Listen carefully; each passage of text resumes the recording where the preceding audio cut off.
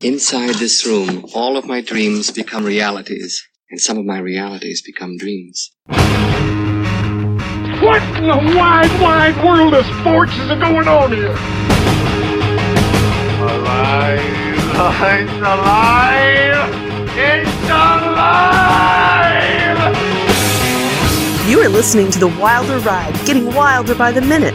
Here are your hosts, Alan Sanders and Walt Murray.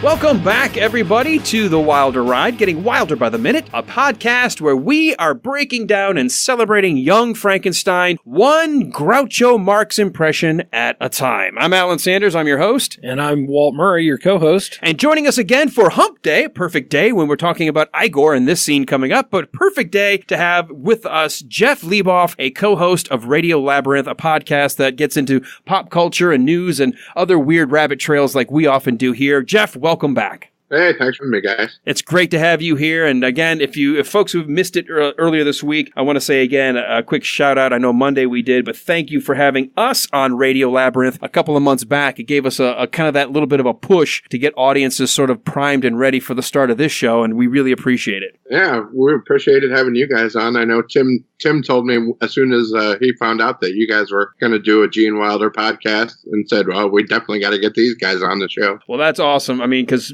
to be invited like that, I mean, you try to do as much promotion, but you never want to step on toes and you don't want to abuse relationships and stuff. So the fact that you guys wanted us on, I was just honored. And I know Walt and we had a blast driving down there and just being part of it. Yeah, it was great. And you know, I had listened to y'all a couple times before that, but your show is really interesting because y'all tend to cover a lot of ground in that hour and a half show that you have. And with the different co-hosts, everybody seems to be watching something different and have a different take on the different shows and podcasts y'all are watching and listening to. So for our listeners, it's definitely worth your time each week to check out the Radio Labyrinth. Just keep in mind, it's a not clean podcast. When these guys decide to drop the F-bomb, they don't bleep it like we do here. Yeah. We don't have horse whinnies. Don't listen while you're dropping your kids off at school.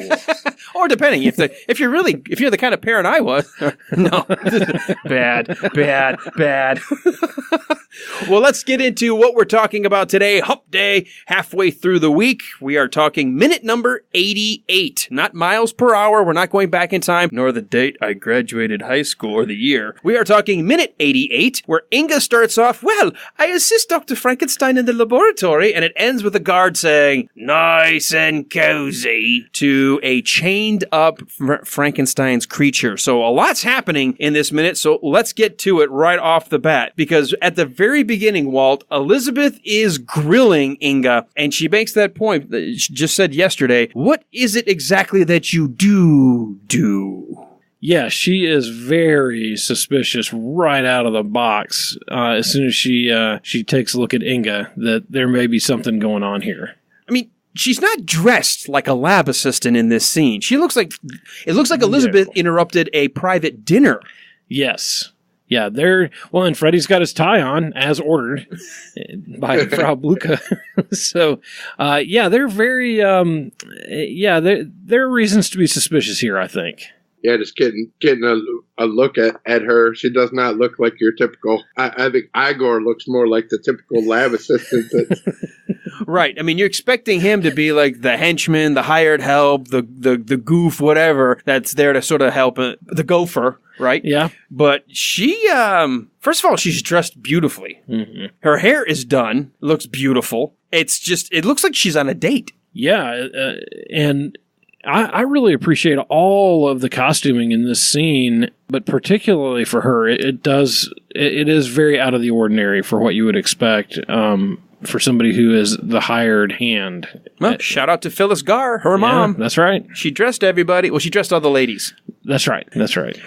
Jeff, was that a fact that you were aware of, that is actually Terry Garr's mom who was responsible for costuming all of the women? No, I was not aware of that. Isn't that wild? I can't imagine that conversation you're having with the director saying, okay, I need you to dress your daughter a little bit more seductively. I need a lower neckline. I need you to plunge down. I need you to get a push-up bra, whatever you got to do. How do you have that conversation? To what? Get her dressed scantily. Well, it's tasteful, but it's It is obviously it's eye-catching. Yeah, and some of it is not what your typical mom would want their daughter dressing. In this scene, and I'm going to remind everybody again what we talked about last week, there was a big scene just before Freddy and Inga consummate their relationship. Their intellectual... Their intellectual relationship, before they decided to tangle intellects. Yes. They did have this conversation in the script that was taken out, that Freddy is justifying whatever actions they're about to take, which we know what they've done, because if it's only intellectual, it's okay. In this case, there's a joke here that even though it flies if you didn't know that was taken out of the script, Jeff, does it mean something different to you now when she says, "Oh, we have many intellectual discussions. Oh, in fact, we were having one just tonight." We have intellectual discussions, aren't we? As a matter of fact, we were just having one as you were driving. What? What? And Dr. Frankenstein puts the kibosh on that like immediately. You don't want to talk about that. Yeah, and his reaction is just great. And you kind of think, if you're in this situation and you know that everything could kind of fall down around you here, it's an uncomfortable situation. He is in the worst of situations for a man, and he handles it okay, but not great. It was only intellectual intercourse. Yes, right. Yes, we were having a great Merely discourse. It just happened to be an intercourse. Yes. Yeah, and when that word comes in, everything else goes out the window. Now, here's the funny thing, and again, there's all these outtakes, and we'll probably put some on on our Facebook page to coincide with this particular episode, but he says something a couple of times differently, but I love what they chose to leave in this shot, because it's nonsense. He's not saying anything. He's like, right. It's Yosemite Sam speak right here. It's nonsense. He's speaking in tongues. He is. He's channeling. He can't even come up with words. He's like, I'm afraid if I say anything that could be like remotely like intelligible, it's going to come back to bite me. So it's just a bunch of right. He can't win here. I mean, he cannot win here. Now, here's the hard part, because every now and then when I have a moment like this, I think it works beautifully in the movie because everyone drops it. That does not happen to me ever in real life. Oh, no. No. Not once. Not once have I been able to go to my wife who's hearing something as somebody is saying about what I just got done doing. Never once have I been to go, and she goes, "Oh, okay, I'll drop it." Right. Oh, conversation over. Oh, so would you like me to get you your dinner? Yeah. No. That's when the sword comes out. Jeff, does that ever work for you? Can you just, kind of shake your head, wave your hand, utter some nonsense, and all of a sudden the problem goes away? I try, and then it doesn't seem to work very often. It doesn't. I've learned so many things about what not to do when I'm married, while I'm married, being married. I still haven't figured out what right to do, but I'm learning an awful lot about what not to do. Well, he would have been a great politician. Just throw some gibberish out there and keep on moving. The non-answer answer. Yeah, it's perfect. What is it that you do? Well, she does the things that she does when she does what she does, because that's what she does when she does what she does. Precisely. Perfect. Next question. Well, and I do love that now they start moving inside, and Igor right back to the center. He has the great line here that if you need any help with the women, let me know. Well, before you do that all the time. You jump to the very end of the minute. Because I love that's at the end of the minute. Well, it is, well, not technically, but the end of this little moment. There is before that. We have this scene where he does the Groucho Marx impression. Yeah, but this is just so great. Well, so is the Groucho Marx. Oh, I know. But this is like Christmas morning to me. I want to unwrap everything all at once. You do. You're like Augustus Goot. You're hanging in the chocolate river. Like, I can't get enough. That is exactly me. Tim's gone. Jeff. Stop it. Hey, I've been good. Jeff, you actually mentioned when we were off air before we even started about the whole Marx Brothers impression, bringing in the Marx Brothers. I don't know that a modern audience would get this, but in the 70s, you certainly would have understood what he was doing here. Right. Yeah, it's probably a reference that will get lost on the millennials and what have you, but I grew up as a huge Marx Brothers fan. I even specifically remember when Groucho died, I was very upset because it was getting so little coverage because Elvis happened to have died right around the same time. And I thought, man, Groucho Marx was a much bigger star than Elvis. He should be, But, I've since learned how big a star Elvis was. But at the time, I was not a big Elvis fan, but I had been a big Marx Brothers fan all my life. My dad was a big comedy buff and would turn me on to Marx Brothers movies and movies like this, Young Frankenstein. And I mentioned to you guys when you guys were on our podcast that the first movie I ever saw in the theater was Blazing Saddles. And that was because my parents took me when I was just a wee lad. A wee tyke. That's good parenting. Yeah, there we go. Parent of the year right there. Yeah. Hey, I saw it on network television when I was a wee lad, and I was surprised now looking back how much they were allowed to get away with on network television. So you actually got all the fart noises though in the theater. They allowed them to do that in the theater. Right. That was one of the things I remember from that screening, just the pure laughter in the theater and how you couldn't hear any of the lines for like 5 minutes after that scene. I was like, what are they saying? I can't hear anything. Everybody's laughing so hard. Well, and that is one of those scenes that I don't care. I'll be in a nursing home with my mind completely shot, and that'll come on, and I'll still laugh for 10 minutes. That is such a fantastic scene, and it's so base, but it's so hilarious. I can just picture that now here over the intercom in the nursing home. Ding! Patient Murray needs a changing again. Walt was watching Blazing Saddles. Who let him watch Blazing Saddles? Please turn streaming off. Yeah. Who let him have his iPad? He soiled himself, and he doesn't mind. Yeah, it may not be too long. Years later, though, before I realized that they said, more beans, Mr. Taggart? Yeah. I think you boys have had enough. He's waving his hat around. Waving his hat like he's going to clear the outdoor. He's not in a bedroom or the car. He's trying to wave the outdoors. If I could just generate enough wind, I think they've been generating enough wind themselves. Well, it was shot in a studio, and if some of those actors were, what is it when you actually kind of live in the scene in order to be convincing? Oh, method. If you've got a room full of method actors, it could have been a real problem. There's that guy he's pushing too hard, and he's like, oh, whoa, guys, do farts have lumps? Because if they don't, I think I got a problem.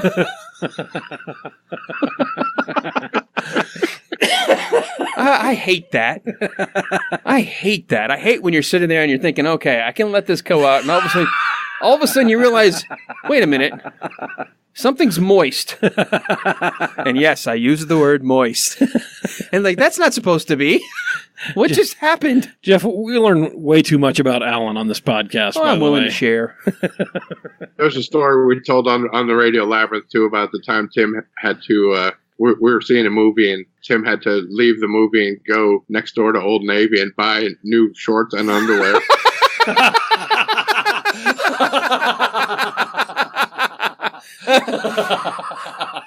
We had our Mad Max friends on. That puts a whole new spin to Master Blaster. Yes, it does. What movie was that? I forget what movie it was, but ever since then, we always refer to it as Shark Week. Shart. I sharked myself. I meant to let a little gas out, and I think a little. Oh my gosh! What was that? Yeah, there's always those. This is always funny, isn't it? Bodily functions are always funny. Always. When I'm racing against the clock to try to get home, because I realize that bean burrito supreme is deciding I don't actually get to keep you. I just rent you for about 30 minutes and then you escape. So what is it you do? What is it that you do? Well, one of my friends has young boys, and she grew up in a house full of girls. And I was talking to her one day. I was like, "Oh, how are things going?" She's like, "I had no idea what I was getting into with boys. Every noise is a 10-minute laugh fest." I was like, "Oh yeah, well it doesn't change." My brother actually asked me this. He said, this was an adult conversation. This wasn't as a kid. This was like maybe 5 years ago. He said, if you go into like a public restroom and you're standing at the urinal, but you've got to like, let out some gas, do you? Like, what do you mean? You don't? You're in the bathroom. Because yeah, but if there's people next to you, I'm like, oh, that's even better. They're going to laugh. I'm just sitting there like, and then all of a sudden it's like, I feel like Beavis and Butthead entered the room. I'm going to say every episode of Beavis and Butthead could have just been headed with based on a true story. Well, it's a natural function. Where else are you supposed to? Is it better if I go outside in the office? Like, right. I'm in the bathroom. I should be doing this in here. You're supposed to do that. I'm sorry if it ruins your sensibilities. You should have seen me 3 hours earlier when I had my feet propped up on phone books, grabbing the bowl, saying, "Hold on, boys." So how did we get here? In the transcript for Walt's dad. Yeah. Yes, that's right. It makes urination noises. Seconds. You hear the sound of gas passing. Small explosion. That would be. Oh, could you imagine narrating that? Like, there's 20 seconds of silence followed by a kersploosh. Yeah, this is one of those scenes that I'm like, Dad, why hasn't this been on court TV? Yeah, maybe it hasn't broken the seal yet. It broke something. Then we could go straight to 1941 where they got Slim Pickens. Oh my gosh! And he's trying to make it sound like he's having throws his massive. boot. He's got his boots and he's throwing them in the toilet.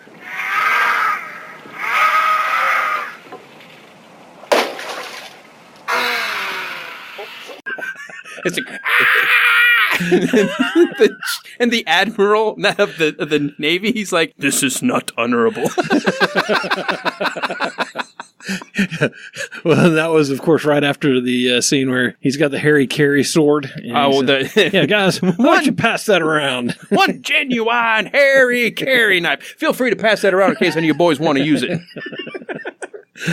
I'm telling you, 1941 may end up being a bonus podcast at some point on our Patreon page. I think it would have to be. Jeff, have you seen, I assume you've seen 1941. I've seen 1941. It was kind of a disappointment, but it's still worth seeing if you're a Belushi fan. And I know it was considered a flop for him, but maybe because I saw it when I was maybe 8, maybe 9 years old in the theater. As an 8 or a 9-year-old, I laughed my ass off on that movie. And I just would relive it with my brothers. And to this day, I see the flaws, but I still think it's hysterical because I got introduced to it at such a young age. Right. It's definitely a funny movie and worth seeing, but it could have been so much more. It really could have been, but I think some of the scenes with Dan Aykroyd and then the scenes on the submarine are worth the cost of admission. I'm a bug! Putting the oranges in his... Look at me! I'm a bug! So much... Okay, we got to get back to Young Frankenstein, because at some point we should probably talk about this movie. Everybody else out there, they're banging on their teeth. I'm almost to work! Talk about the minute! These stick to the issues kind of people out there. Oh, exactly, and this is a loaded minute. So we've got this Groucho Marx moment, and it's awesome. Even if you don't know Groucho Marx, which I don't know who wouldn't, but maybe the millennials don't, he is so often imitated. I know Alan Alda in MASH used to do a Marx Brothers, Groucho Marx impression. You would see people in common culture would do his impression, because he always talked like this, like he was just sort of like, you bet your wife, it was not bet your wife, you bet your life was the show, right? Yes. So, he had an actual game show, and folks, you can actually look this up, and they've got plenty of these on YouTube, but just go watch. They still run them every now and then on the Game Show Network. You can come across an episode of You Bet Your Life. It was such a cool idea of just two contestants that he would spend the first 15 minutes or so talking to them to see if they could say whatever the word of the day was that would drop the little duck and give him a $50 bill or something. Right, and what he would do he would literally, it would take like several hours to shoot just 1 half-hour episode, because he would literally just chat with them for like an hour, sometimes 2 hours, and then they would edit it down to the funny parts. It's hysterical. If I'm telling you, if you're in the listening audience right now, if you gravitate even a modicum toward the humor of Young Frankenstein, do yourself a favor and just watch some of the episodes of just Groucho Marx on that, let alone any Marx Brothers movie. But just watch Groucho handling, talk about being fast on your feet, improvising, and being able to have that verbal repartee. Just a genius of his time. Right, and all the Marx Brothers movies, they're maybe not politically correct anymore these days, but I say they're classics, and they still hold up as far as the humor and the improvisation kind of stuff that they did. And Groucho's reactions and his mannerisms and everything are always hilarious. Well, the line here that he imitates is actually just a tweak from the script, and I think they had to tweak it because of the costuming, because Elizabeth does have darker hair, and obviously Inga has blonde hair. The line initially was, all right, you take the blonde, I'll take the dark one. But they changed it to, all right, you take the blonde, I'll take the one in the turban. Igor, would you give me a hand with the bags? Certainly.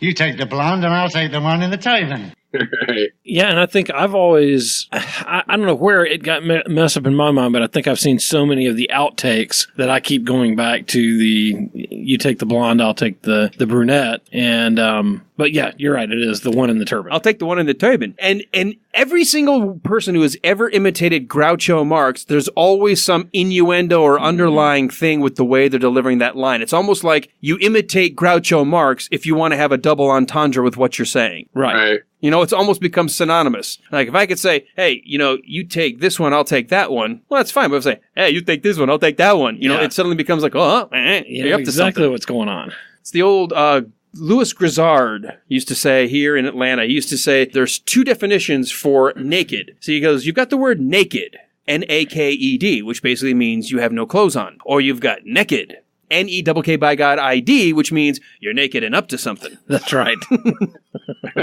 Well, we've got that moment, and here's the thing that's just hysterical to me is just after he channels, Groucho Marx, he decides, you know what? Like most dogs, when I for no reason at all, I'm going to go ahead and attack the dog that's on the shoulder of Elizabeth, and he just starts to gnarl.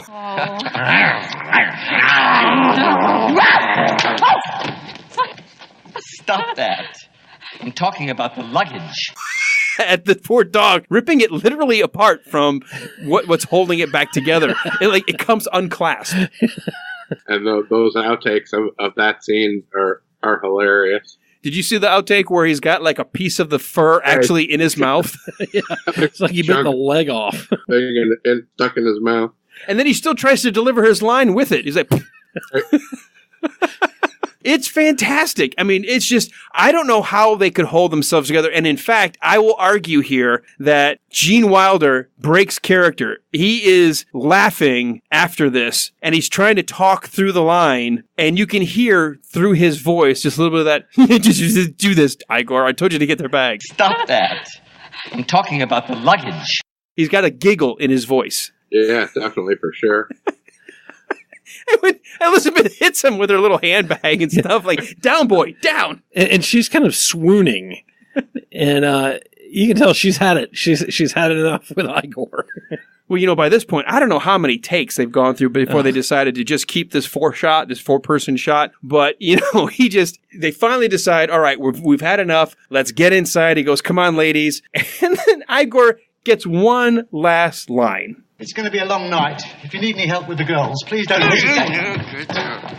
Yeah, and it's a classic. And now we come back to you that wanted to jump to this 10 minutes ago. Well, and now I'm past it. No, he has that great line that he says it's going to be a long night. Oh, wait, that's earlier in the minute, right? No, this is it. Yeah, okay. He says it's going to be a long night, and let me know if you need any help with the ladies. Doesn't he say with the he says something, and he says I'm talking about the luggage. Oh, bags? Yeah, he says Well, that's just before he does. Bags. That's before the lines about. All right, you take the blonde. I'll take the one in the turban. Oh, that's right. He's like, can you help me with these bags? Can you help me with these bags? And so that becomes, he interprets it as these two old ladies that were with, which are not two old ladies, but modern vernacular being what it is today versus what it was then. That's right. That's right. But then he does have the line where it's like, if you need any help with them, he's like, get in there. Hey, he's just trying to be helpful. Look, he spent so much time in the bathroom, he wants to do something else now. His whole life. And in his mind, Elizabeth is completely into him as much as he's into her. Yeah, in his mind. In his mind. Right, and he knows that the doctor and Inga have their thing going, so he's like, hey, you need any help, I'm here.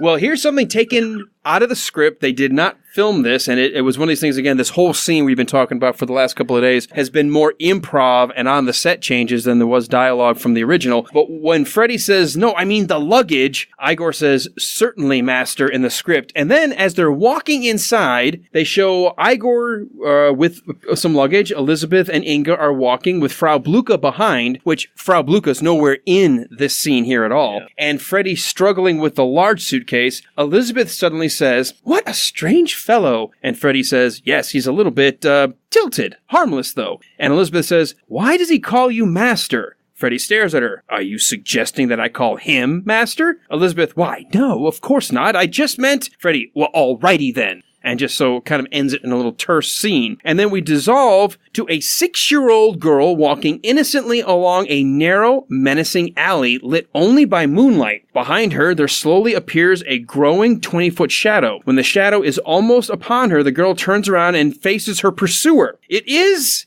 her baby brother. So it's a sight gag that we had from the previous taken out scene. Mm-hmm. If you remember, Walt, we talked about there was supposed to be some sort of a by night kind of a mugger going to hold up, then it turned out to be Frankenstein's monster. So we're thinking, oh my God, he must have escaped the jail. But it's not. It's the 6-year-old brother. And for some reason, they chose to write that in the script, but they never actually filmed any of that. But that was it. That was all they were going to do. Rather than transition straight to the monster, they were going to give us the bait and switch that the monster was already loose again. Mm. Yeah, I'm kind of glad they left that out. That's one of those things that they're like, yeah, we're running over now. We got to cut a scene. I'll chop that one. Yeah, I don't think it would have added anything to the movie. Do you, Jeff? Oh, the sight gag might have been kind of funny. Just the reaction when you see the reveal that it's not the monster and it's just a little kid might have had a few laughs, but. Yeah, you can see why they left it out. And I guess it kind of plays to the fact that the town is really kind of on edge, and everybody,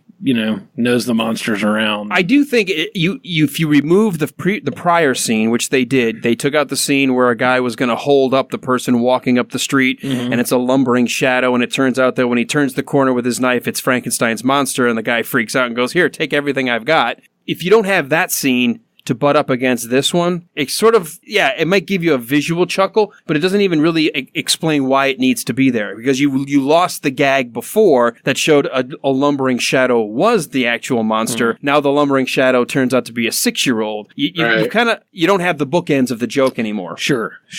Yeah, now it's just something that happened in the town. Right. It doesn't make any sense with the story. And I think it would have slowed it down, because I actually do like this transition. We never forget that there's still a monster picture happening underneath everything else. And for a little kid, this would have startled me. This may have actually, if I was, showing this to maybe even a 2 or 3-year-old who may be standing a little too close to the screen, it's an immediate cut. There's no wipe. It's an immediate cut as they are entering the home. We've just had this hysterical laugh of Igor acting like a dog, chewing on Elizabeth's collar, and then making the comment about, if you need any more help with the ladies tonight, give me a call.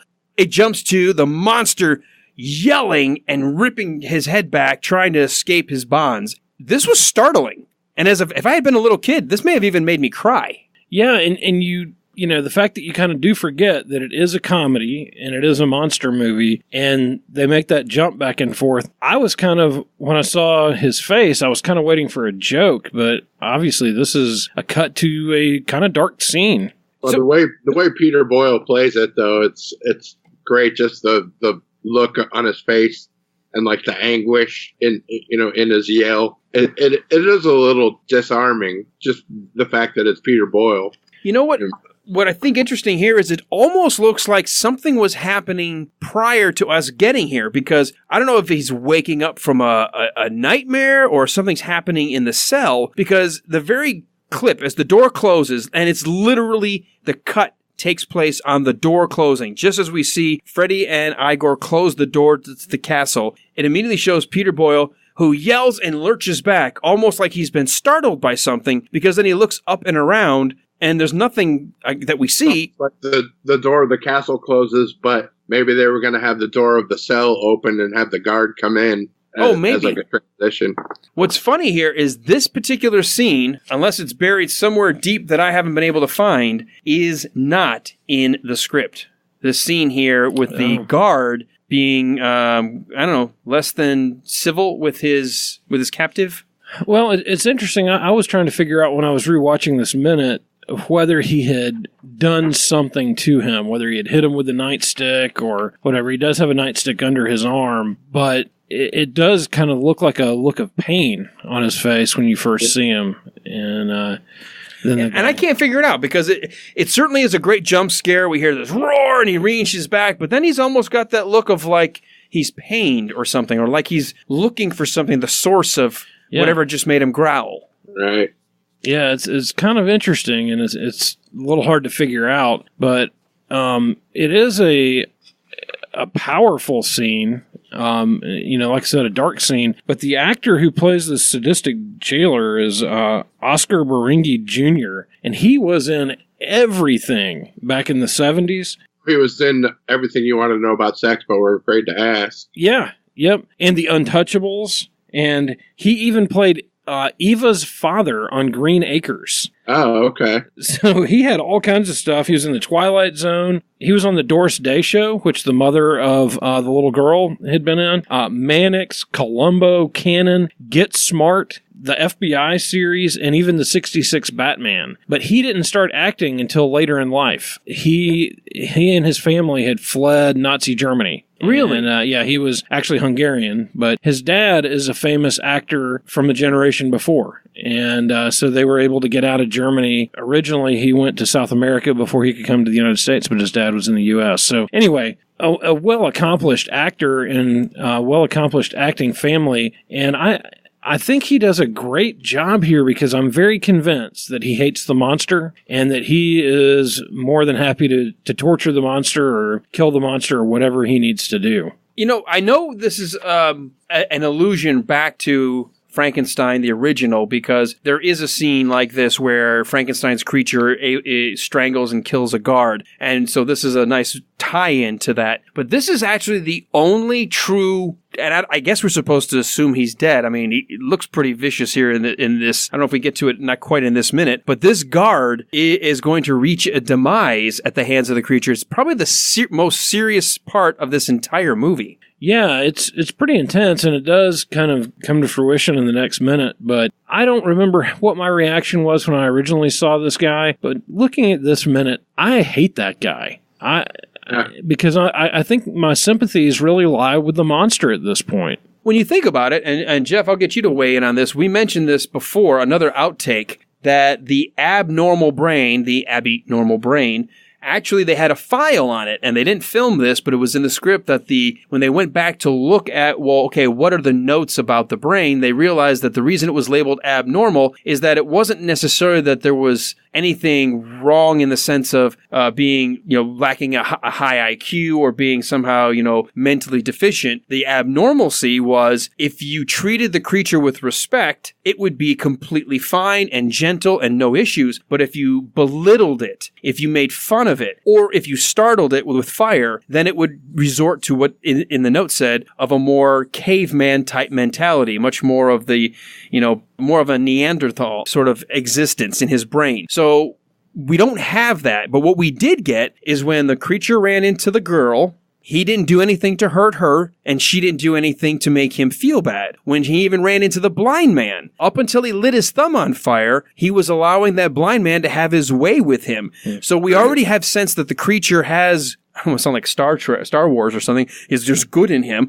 But we kind of feel like, okay, maybe he is misunderstood. So, Jeff, the question I have for you, knowing how he acted with the girl, knowing how he acted with the blind man, and then immediately seeing this guard taunting him, don't your sympathies go to the creature? Oh, absolutely. He comes off as very sadistic, the guard, and nobody in the town is very happy with the monster at all, even though he hasn't done much to earn their ire. But the whole town seems to be out to get him, including this guy. And that's the exact take I have. Is it's almost as if. And I guess we can understand to an extent it's 5 times happened before. Mm-hmm. But, he is leering at the monster and toying with him. And it's like, you and I are going to be friends. We're going to have a nice, cozy little time together.